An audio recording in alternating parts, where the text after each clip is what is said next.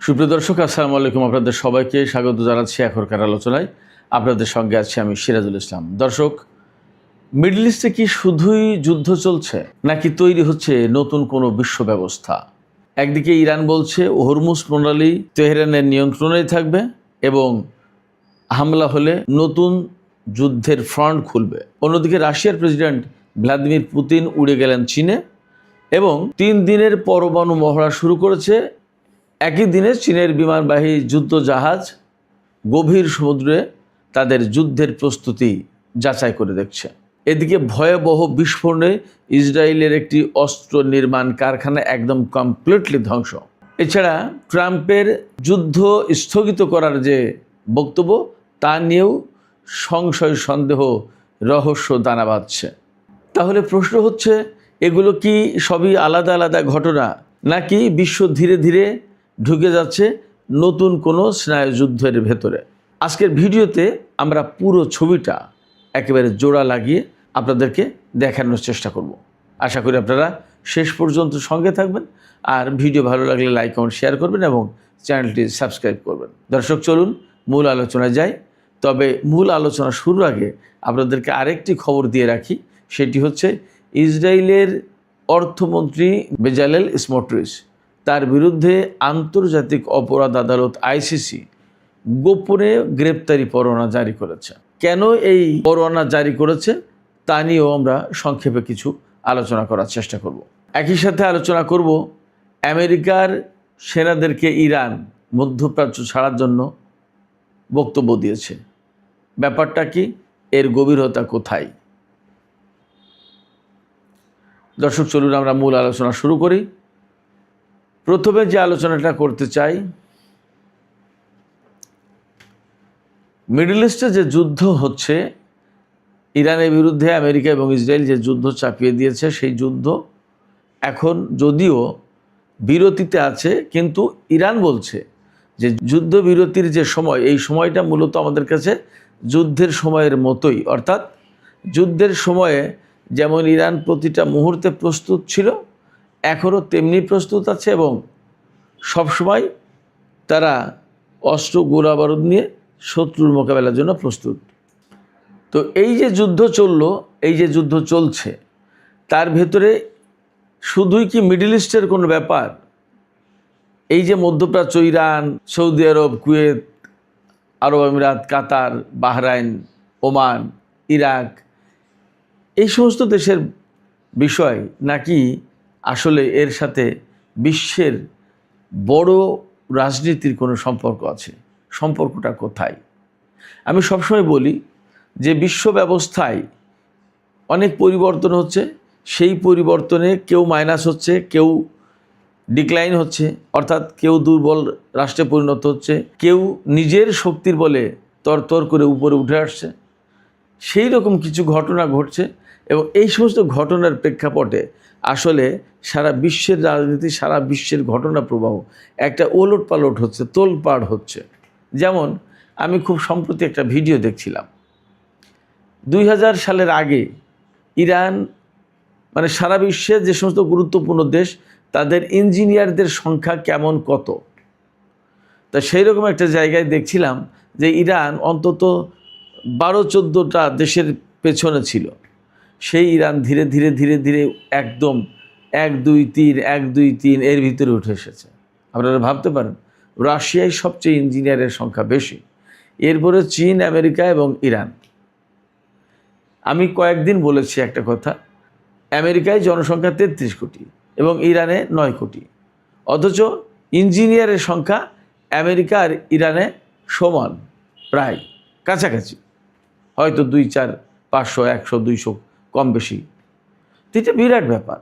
অর্থাৎ এই যে ইঞ্জিনিয়ারের সংখ্যা, আমি ইঞ্জিনিয়ারের কথাটা গুরুত্ব দিয়ে বলছি মাঝে মাঝে এই কারণে যে এই ইঞ্জিনিয়ার না হলে ইরানের আজকে যে সামরিক বাহিনীর যে শক্তিশালী অবস্থান, এই শক্তিশালী অবস্থান কিন্তু হতো না।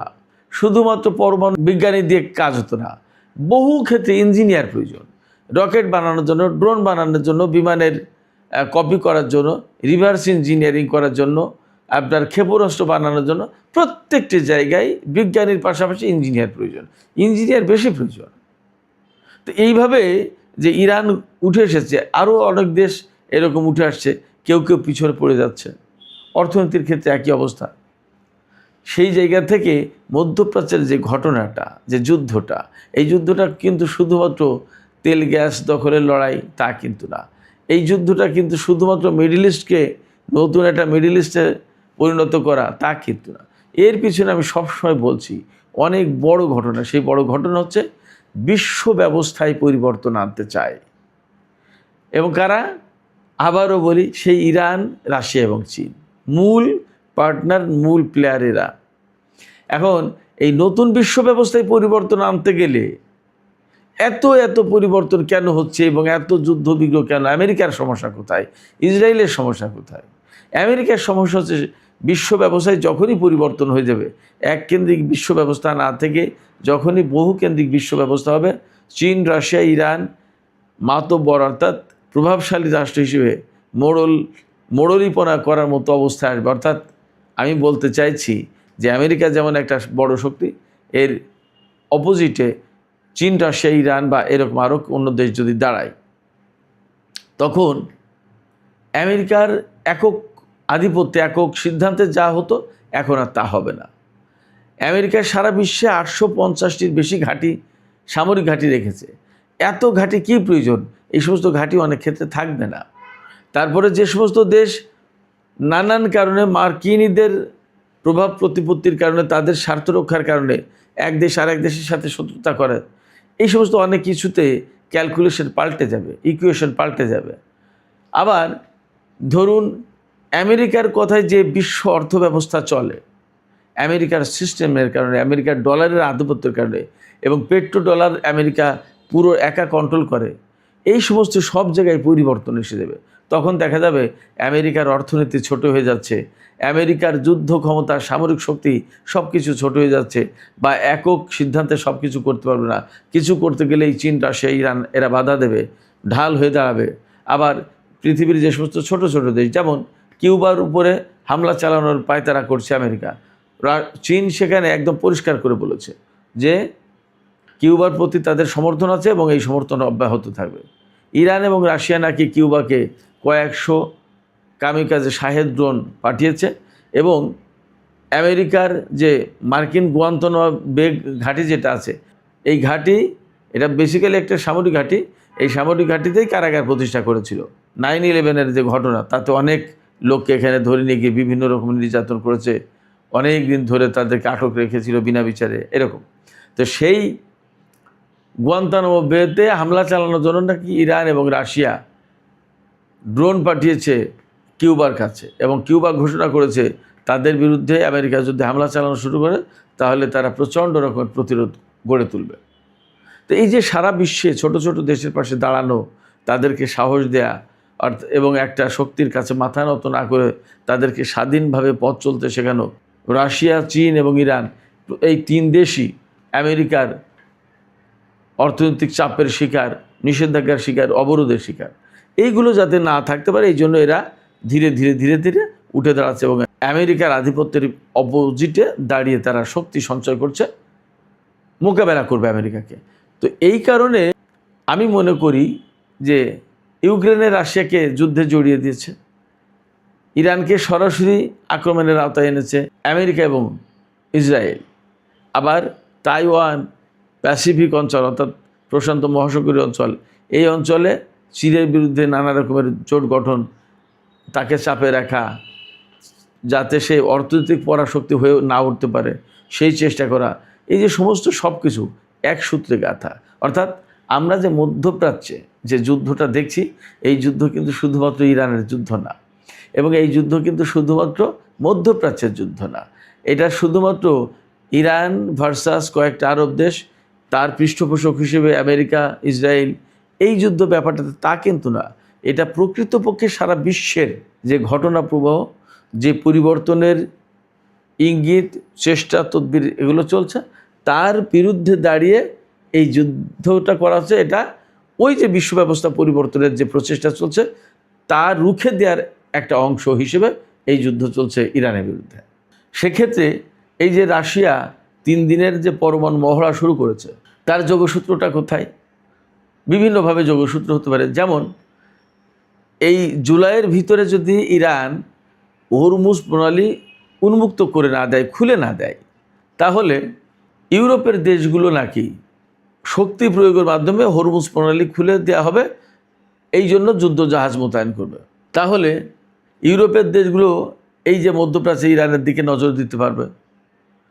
ফলে এই জায়গায় রাশিয়া যদি বেলারুশকে সাথে নিয়ে ওই অঞ্চলে পরমাণু অস্ত্রের মহড়া দেয়, তাহলে ইউরোপের কাছে কিন্তু একটা মেসেজ যায় যে রাশিয়া প্রস্তুত যে কোনো মুহূর্তেই এদিক ওদিক করলে যে কোনো মুহূর্তে তারা ইউরোপে অভিযান শুরু করবে। ইউরোপ যখন হরমুজ প্রণালী নিয়ে ব্যস্ত হয়ে পড়বে, তখন তো রাশিয়া ওই পাশে ফাঁকা পাবে, রাশিয়া ঢুকে যাবে। তাহলে কি দাঁড়াবে? ইউরোপ নিজেরাই তো দখল হয়ে যাবে। তখন কি উপায়? সেক্ষেত্রে এই হরমুজ প্রণালীতে জাহাজ পাঠাবে কি পাঠাবে না, যুদ্ধ জাহাজ, এখানে শক্তি প্রয়োগ করতে আসবে কি আসবে না, এই রাশিয়ার এই যে পরমাণু অস্ত্রের মহড়া 3 দিন চলছে, এখানে হাজার হাজার সেনা, যুদ্ধ জাহাজ, বিমান, বহু কিছু, ট্যাঙ্ক, বহু কিছু মোতায়েন করতে হয়েছে। রাশিয়া এবং বেলারুশ এই মহড়া চালাচ্ছে। এইটা নিয়ে তখন ভাবতে হবে ইউরোপকে।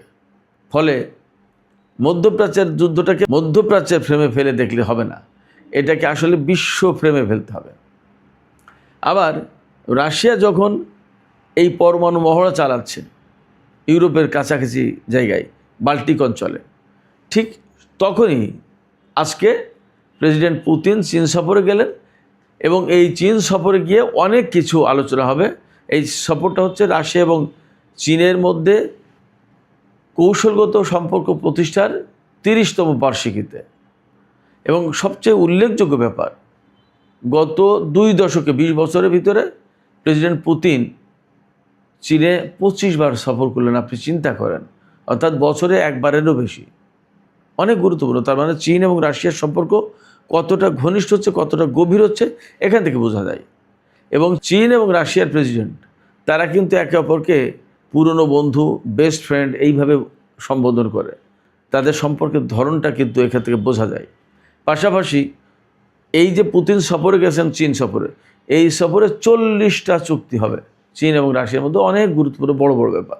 এবং রাশিয়ার প্রত্যেকটা সেকশনের উপপ্রধানমন্ত্রী, উপপররাষ্ট্রমন্ত্রী, পররাষ্ট্রমন্ত্রী, বড় বড় বিজনেসম্যান, কোম্পানির গুরুত্বপূর্ণ যে সমস্ত প্রধান, তারা বহু সংখ্যক এই সফরের অংশীদার, এই সফরে রয়েছে। ডোনাল্ড ট্রাম্প ঢাকঢোল পিটিয়ে যে সফর করে আসলেন, তাতে যা না পেয়েছেন তার চেয়ে অনেক বেশি কিছু এখানে হবে।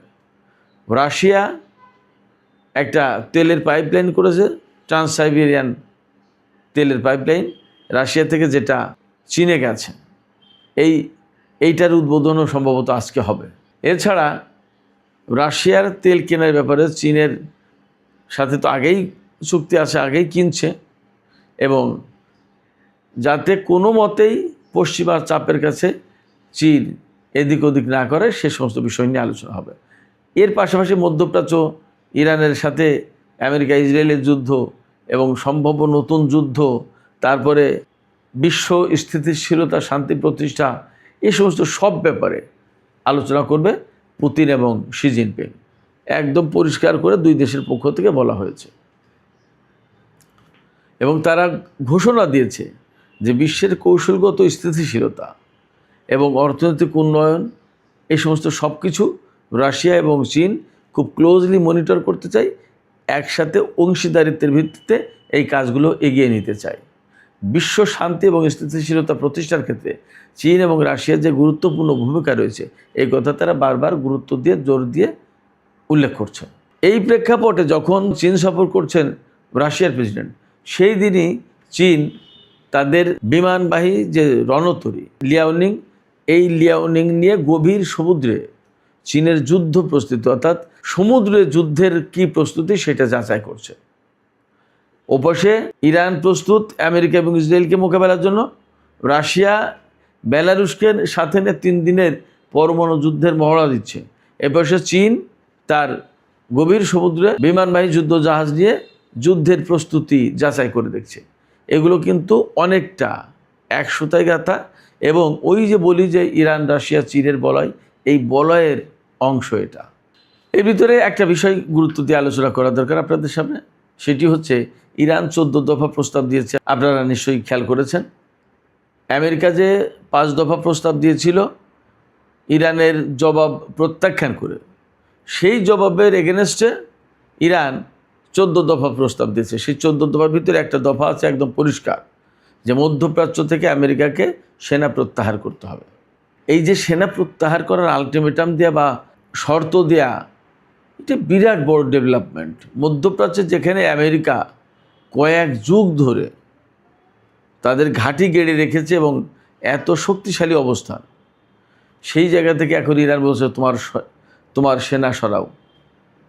বিশ্ব রাজনীতিতে, বিশ্ব সামরিক পরিস্থিতিতে it's a very big development, অনেক বড় ঘটনা এটা।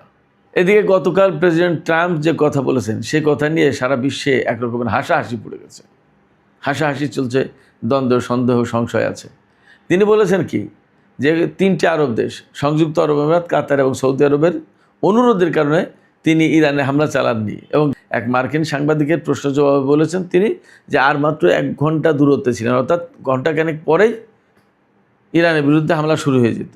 সেই সময় তিনি হামলা বন্ধ করেছেন। সেখানে বলা হচ্ছে যে এই 3 দেশ, আরব আমিরাত, কাতার এবং সৌদি আরব, তারা বলছে যে ট্রাম্প যে ইরানের উপর হামলা চালাবে এটা আমরা তো জানতামই না। তার মানে হচ্ছে কি, তার মানে হচ্ছে যে ইরান যে কথা বলছে এটা ব্লাফ মারছে, অসত্য কথা। এবং এই জায়গায় ইরানের আইআরজিসির সাবেক কমান্ডার জেনারেল মহসিন রেজাই তিনি বলেছেন, আমি দুপুরে এই কথা বলেছিলাম, তিনি তার ভাষায় বলেছেন যে ডোনাল্ড ট্রাম্প একা একা যুদ্ধের একটা সময়সীমা নির্ধারণ করেন, আবার একা একা সেটা বন্ধ ঘোষণা করেন। আমি দুপুরবেলা একটা ফেসবুক পোস্টে একটা ঘটনা উল্লেখ করেছিলাম। আমাদের গ্রামে এক ঠাকুর ছিল, নিতাই ঠাকুর। এই ঠাকুরের আর কোনো কাজ কাম ছিল না, সারাদিন বসে বসে বাড়িতে তাস খেলতো। তো তাস খেলার লোক পাবে কোথায়, সবার তো কাজ আছে। একা একা সারাদিন বসে তাস খেলতো। একা একা তাস খেলা মানে কি, একা ট্রাম্প কার্ড ব্যবহার করছে, ওভার ট্রাম্প মারছে, সব কিছু তার হাতে, সেই হারছে সেই জিতছে, অর্থাৎ একাই জিতছে একাই হারছে। একা একা খেললে যা হয়, ডোনাল্ড ট্রাম্পের সেই একা একা যুদ্ধ করার অবস্থা তাই। একবার ঘোষণা করে যে আমি অমুক সময় যুদ্ধ করছি, ইরানের বিরুদ্ধে হামলা চালাবো, আবার তার কিছুক্ষণ আগে বলে না না আমি হামলা চালালাম না, থাক।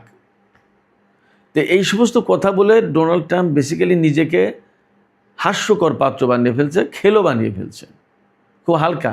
মানুষ তার কথার কোনো গুরুত্ব দেবে না, মূল্য দেবে না। যদিও এর ভেতর দিয়ে তিনি চালাকি করার চেষ্টা করছেন, হয়তোবা ইরানকে বোকা বানানোর চেষ্টা করছেন।